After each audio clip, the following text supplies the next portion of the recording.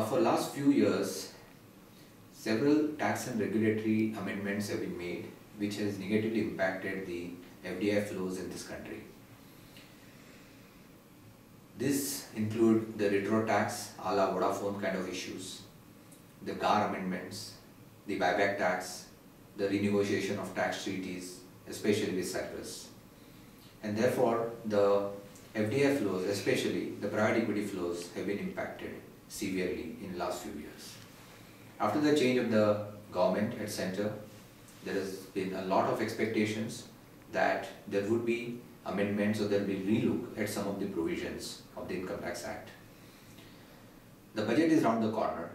and the private equity industry has made several representations for some of the provisions to be amended or some of the beneficial provisions to be introduced in the Income Tax Act. The top of the list is that the retro tax should go, and especially for the private equity industry, this tax should not be applicable as recommended by the Shom Committee, because the private equity investors do not participate in the control and management of the Indian companies as such by their owning the stake in the overseas fund or overseas SPVs. Second, the GAR provisions, the way they are currently worded, are quite wide, and the private equity investors are quite worried or concerned regarding the applicability or the manner in which they would be applied by the tax authorities. And therefore, it may be appropriate for the government to consider the deferral of GAR provisions by at least a couple of years to give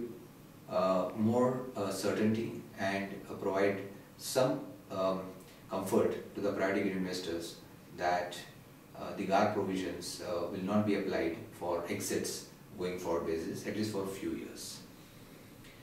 The buyback tax, which was introduced by the previous government, again has proved to be a dampener for the private equity investors, because that was one of the very popular way of exiting from the Indian companies, especially when in India IPO market is not mature. So buyback tax hopefully should be reconsidered and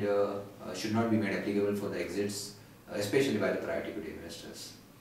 Another demand by the private equity investors is that offshore fund regime should be introduced, whereby on the lines of some of the countries like Singapore or Hong Kong, where the managers who are sitting in India and managing offshore fund should be exempted from tax, especially the permanent establishment issues.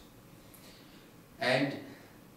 maybe one more point which they are looking at to be addressed is clarity on the concessional rate of capital gains tax as well as the rate of tax on interest, which is 10% and 5% respectively. The way the currently law is worded, there is no clarity as to such a concessional rate would apply to such exits. I think the law should be made very clear, amendment should be made to ensure that the intended benefit is given to the private equity investors. If these amendments are made, I am sure the private equity investors would have a lot of comfort, and that would positively impact the flows of the investments being made by this community in the country.